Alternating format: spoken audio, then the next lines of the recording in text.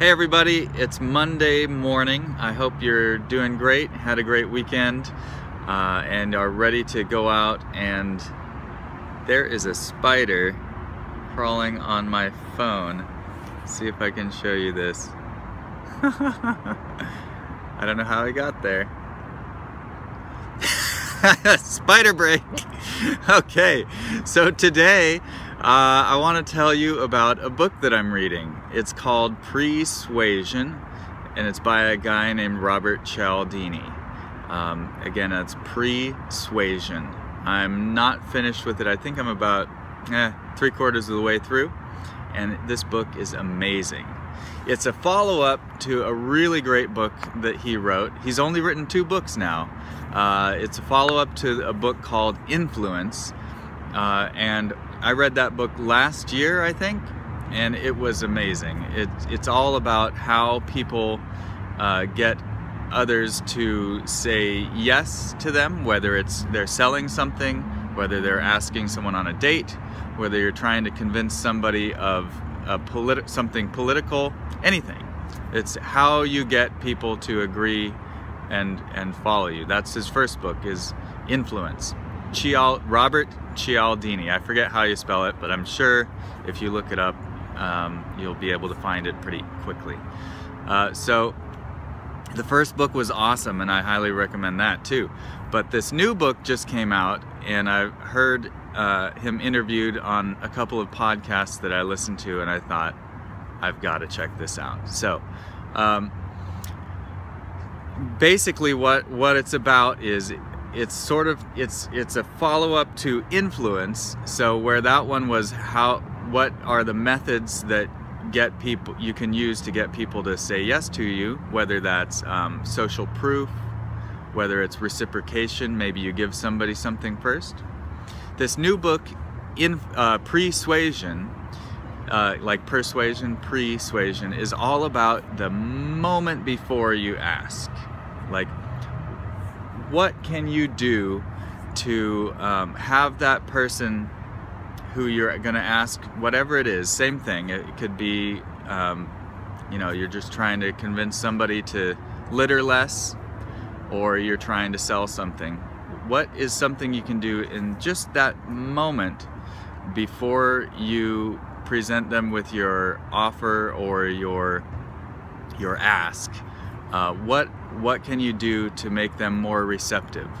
So I'll just tell you a few things that I found just unbelievable in this book, and then you can go out and check it out for yourself. I can't tell you everything that's in the book, obviously, because it's a book. I'm listening to the audio on Audible. That's a good way to listen to it if you're in your car a lot. That's what I do. So basically, there are a few examples that just blew my mind when I heard the podcasts and made me think, I've got to get this. For one, because I have this new product that I'm still waiting for. It should be here maybe today or tomorrow, maybe Wednesday. But I'm still, I'm ramping up for the launch of this product, and I want to be able to sell this. And so I heard these things and I thought, oh, maybe I can learn something that I can use right away. And I believe I did. So a couple examples that he gives. The one that really grabbed my attention is he used an example. They were studying e-commerce, and the basic problem that, not just in e-commerce, but people selling things, you can sell a super cheap item that's really crappy and people are drawn to that because of the price, or you can sell the more expensive thing that's a higher quality, maybe lasts longer, maybe it's nicer, whatever. So there was a study done that they wanted to see if they could get people to focus less on the price, because they were studying mattress sales, for your bed. So here's this study. What they did was they created a website that had different mattresses for sale, and they sent people to a landing page. So a landing page is just, if you don't know, that's just the first page that you come to when you come to a website. Maybe you clicked a link on Facebook. However you got there, the first page you landed at. So they sent people to a landing page, and they wanted to see if they could influence the type of mattress that they wanted to buy. So what they did was they put the background image in the first run was a picture of clouds. Hey, look, I've got clouds behind me. Perfect.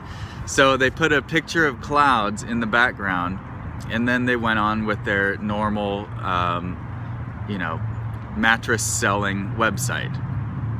And then they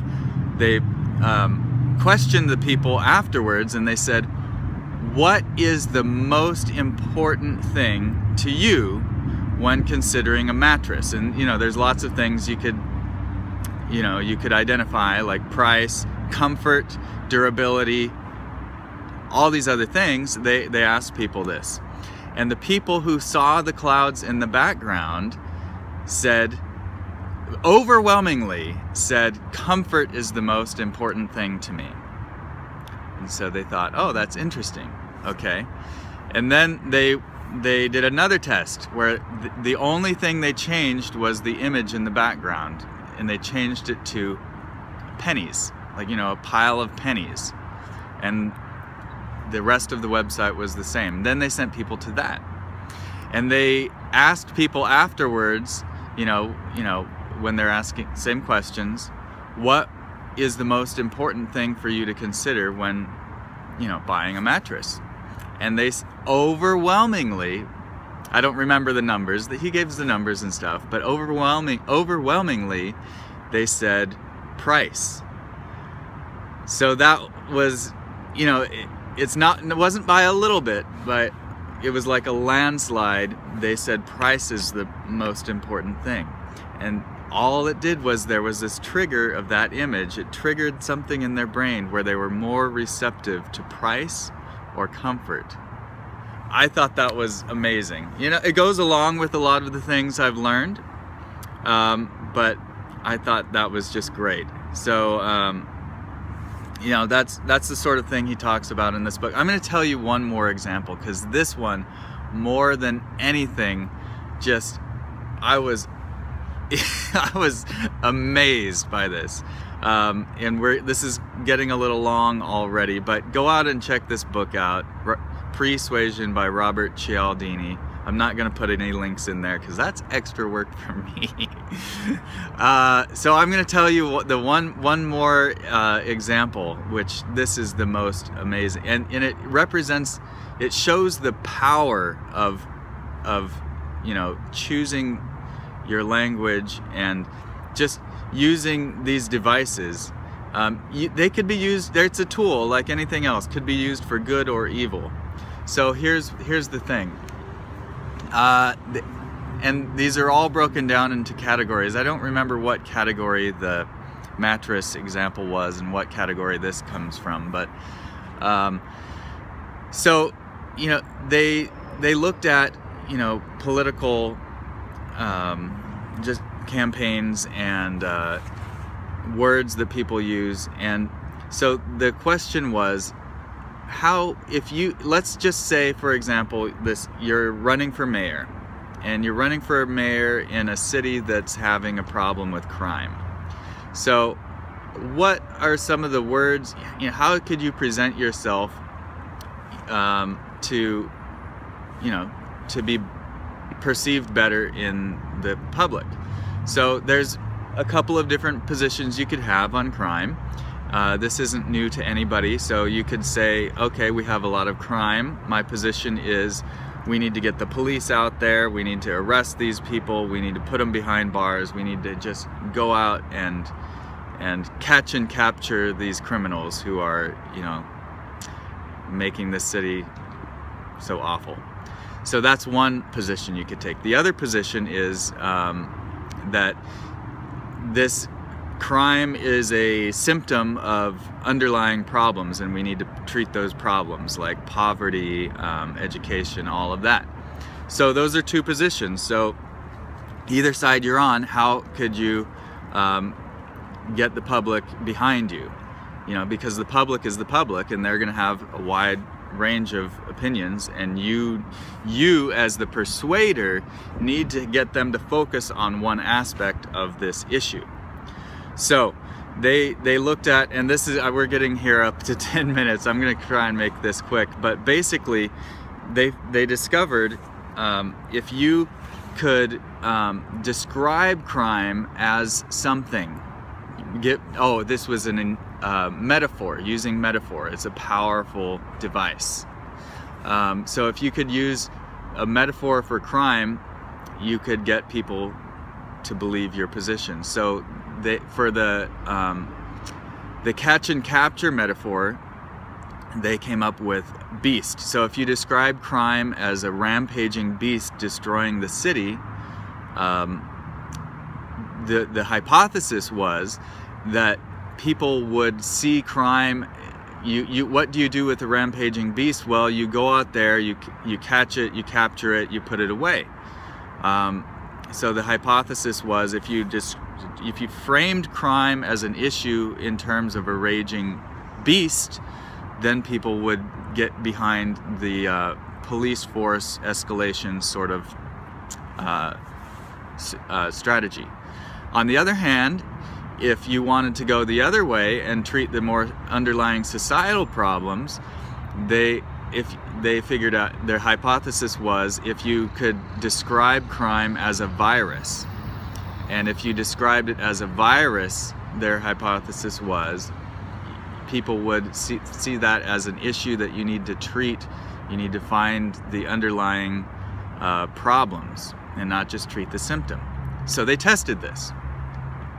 And the test was, I don't remember the specifics. I think they had a newspaper article that they handed people and they had them read. I don't remember, you know, what the, you know, how they actually set it up. But basically, yeah, they gave them a newspaper and it had this article about the crime problem. And one group, they described crime, to the two groups, the newspaper article was identical. To one group, the only thing they changed was they changed one word, and it was the word crime. The only one time they replaced it with the word beast.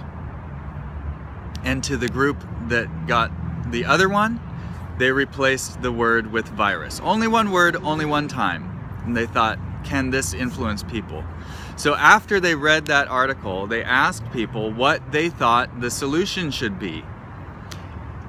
This blew my mind like nothing else. The people who read the article with beast, I guess it's not that surprising, but they were more into the police catch and capture ones. So that was true. But it was by a lot. It was by a wide margin. The other people who read the word virus, they had the exact opposite opinion. They were into the, you know, treat the underlying problems. So by a lot. And I don't remember the numbers. If you want the numbers, go read the book.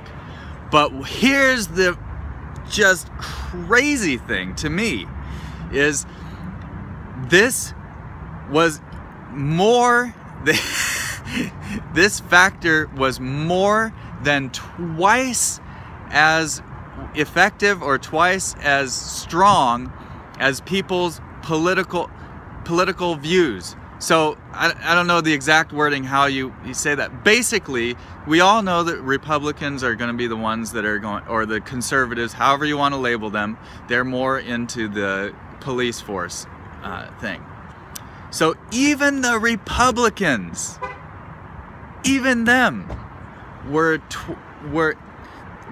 more likely to want to go to the treat the underlying problems when the word was virus, by a lot. I don't know the numbers, but by a lot.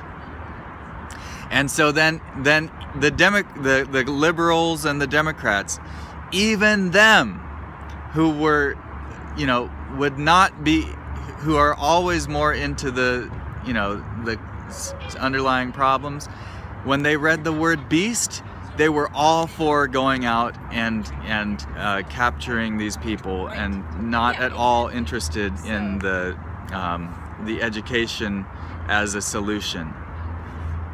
How crazy is that? It's twice as effective as people's political points of view. You can completely change people's point of view, even when they're entrenched in something deeply, they have a deep philosophical, however, what are the words there? Even when people are hardcore, you change one word and they are totally flip their opinion. One word! Like, I can't overemphasize this. It's crazy.